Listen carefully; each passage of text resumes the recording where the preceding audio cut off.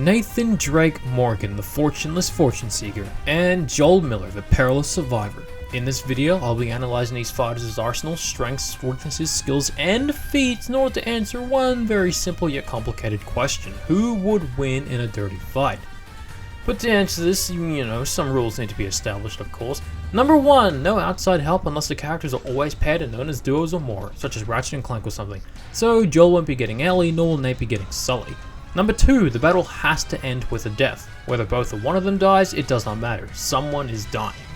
Number 3, non-canon information and feats are always excluded as... look, they're usually convoluted and annoying to factor in anyway.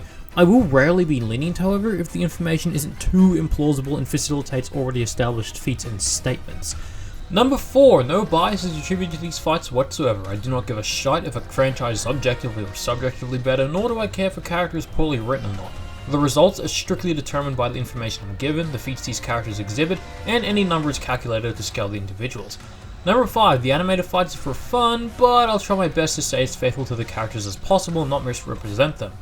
Number 6, I will take audience suggestions for future fights, however, I will not do the same fighter several times. I'm comfortable with 2 or maybe 3 times, but likely won't go any higher than that. Alright, with that out of the way, let's cut to the chase, shall we?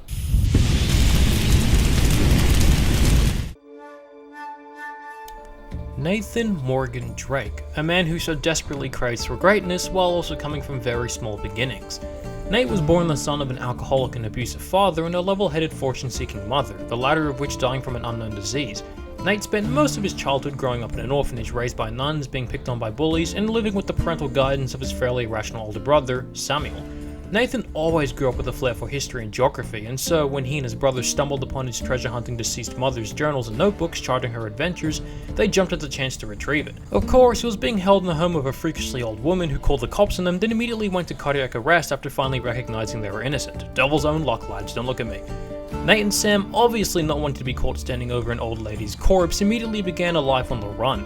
It was here they adapted their new personas, which would overshadow them for the rest of their lives. Inspired by their mother's old ventures, they took on the new identities of Nathan and Samuel Drake.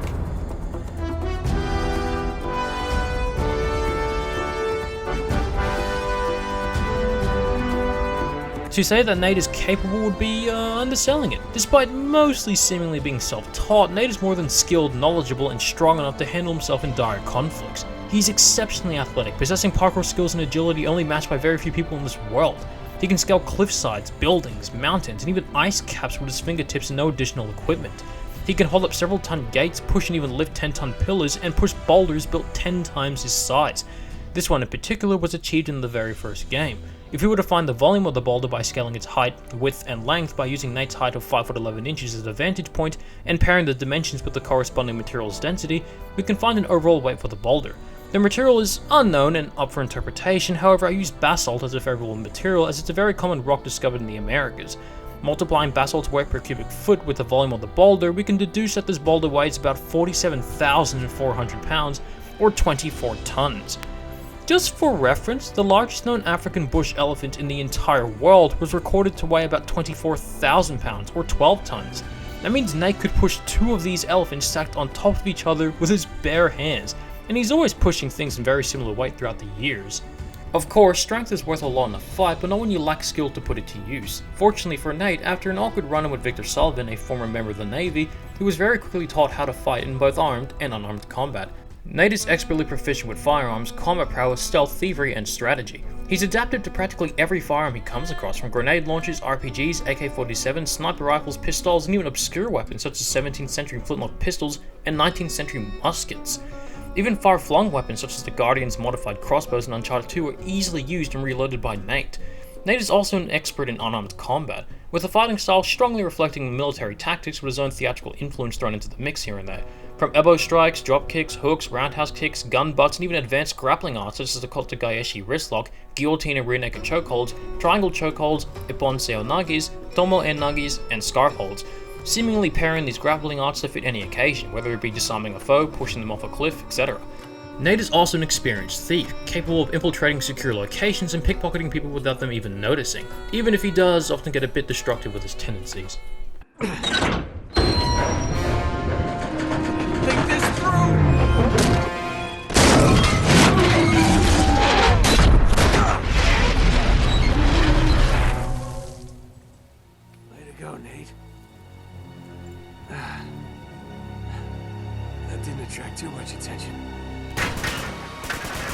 Thanks to these skills, Nate has accomplished some truly impressive things. He's saved the world on 5 separate occasions. He's defeated guardians in combat, which are so strong they can devour entire magazines with gunfire and can pick up and throw entire boulders with so much force they shatter to pieces on impact. He can keep up with and defeat the Jinn's fire demons, which are capable of teleportation. He even outmatched the smoke gods, which can phase through walls, become intangible, and blend into shadows, as well as, one-shot most humans with for added effect. He can survive direct tank rockets, grenades to the face, RPGs, and falling off of buildings. He can shoot missiles out of the air, caps off of bottles, and even outsnipe several individual snipers from hundreds of feet away in mere seconds. He casually defeats trained mercenaries, ex-military personnel, pirates, and even intelligence officers in combat, sometimes even challenging entire rooms on them at once and winning with no assistance or weapons. He can even dodge RPGs after they've already been fired. But of course, it's hard to discuss Nate without ever once mentioning his insane luck. On near supernatural levels, Nate's luck has served him throughout all of his adventures. His luck bails him out of guaranteed death situations, whether it be having the obstacle narrowly miss him, running someone over, or granting Nate an opportunity to escape. His luck even intercepts the trajectory of gunfire, which is yes the canon reason for why he's only ever been shot once or twice throughout the entire franchise. This required an entire train packed with soldiers firing at him and even an attack helicopter. Nate's capable for sure, but his best feats easily lie in his near unbridled determination, like when he accidentally blew up a cargo plane flying over the empty quarter in Saudi Arabia. With zero food or water, he managed to wander the desert for 2 straight days, and when faced with a band of mindless intelligence officers, he still managed to fight almost all of them off until he eventually required assistance. But his best feat is easily his train feat. After being shot in the gut by a desert eagle, Nate found himself between a rock and a particularly hard place. He managed to climb the entire derailed train car dangling off a cliff, wandered the graveyard while facing hazard after hazard, and eventually was forced to fight off a few waves of Zorn's ex-military personnel, all with zero assistance, winter gear, or ever once patching the bullet wound, all while in the freezing temperatures of the Himalayan mountains during a blizzard. Of course, he eventually passed out from the effort, but it was a valiant effort nonetheless. From everything I've said, you're probably thinking, damn, this dude seems invincible. How could he ever lose, like, ever, to anyone?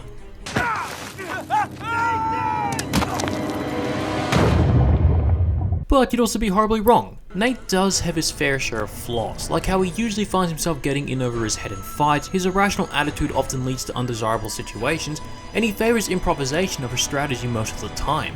Although it works on occasions, it's often unfavorable. Plus, Nate's luck does have limits all things considered. Should he find himself abusing his luck as he did in the second game, he could be poised to endure a brutal repercussion. Still though, never underestimate the capabilities of Nathan Drake, as he's more than willing to rack up the body count even more than it already is.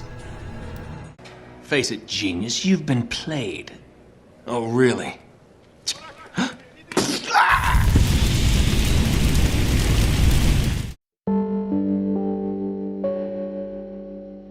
Joel Miller, a man searching for a glimmering light of hope in a world swallowed by dreadful darkness. Born and raised in Arlington, Texas, United States of America, Joel spent his early life fairly normally compared to most average folk.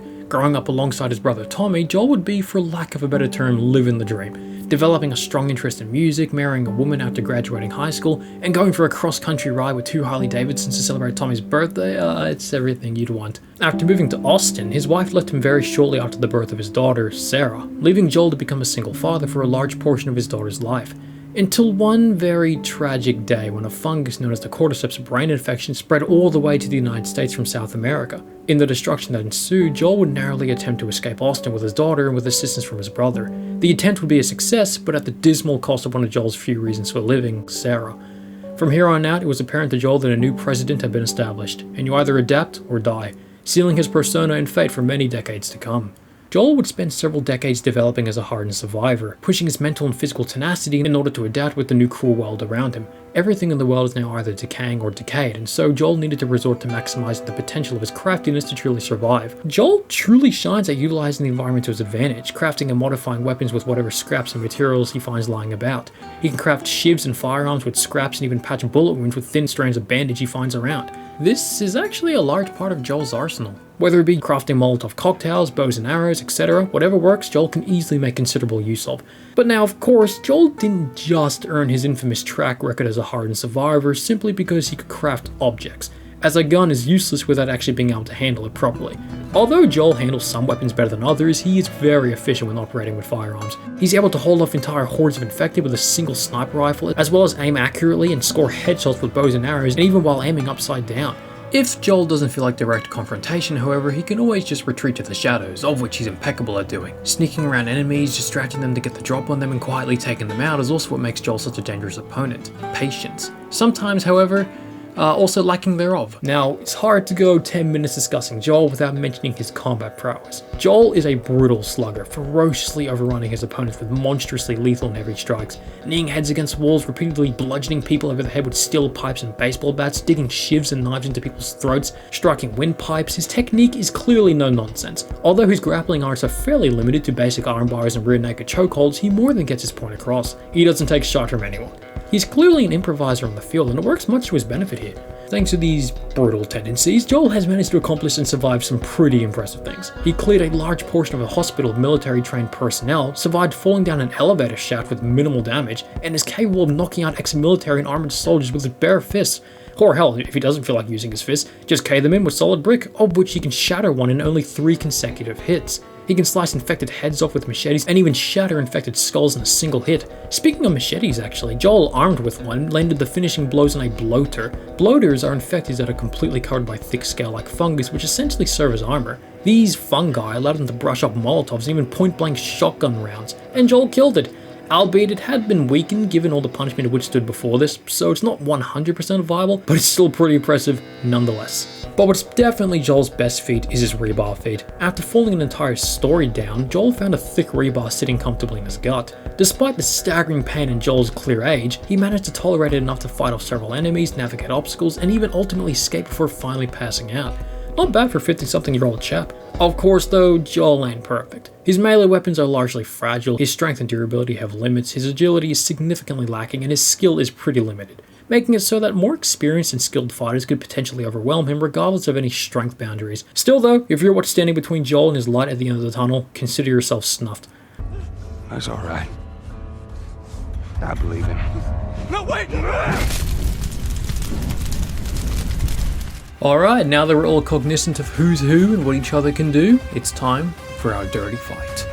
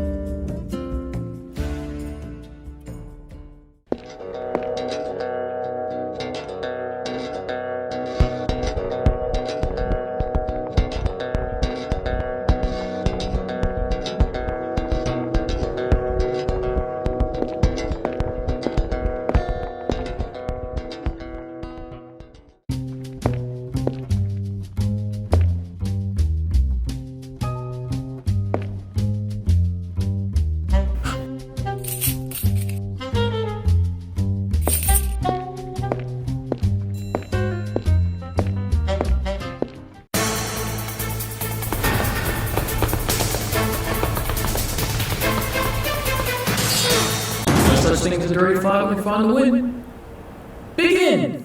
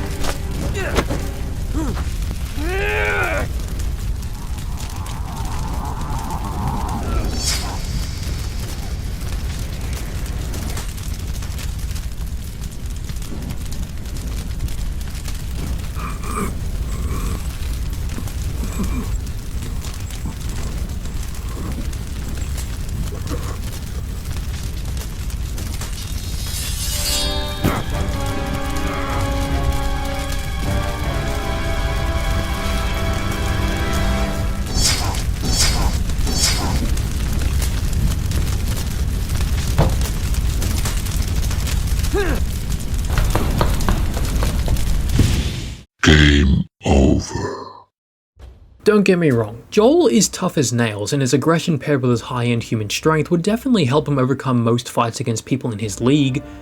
But the issue is, Nate is an entirely separate league compared to Joel. Nate is a one-man army and has decimated whole militias mostly on his own, ranging from pirates, trained mercenaries, ex-military personnel, and elite British intelligence officers, both in armed and unarmed combat. Much like Joel, he's faced zombies, but on top of this, he's killed many deadlier creatures, like the Guardians, demons, and even gods in combat. The Guardians alone would likely solo everything in The Last of Us' universe, and Nate wiped dozens out. Meanwhile, Joel was mostly limited to standard military threats and hunters preying on helpless victims.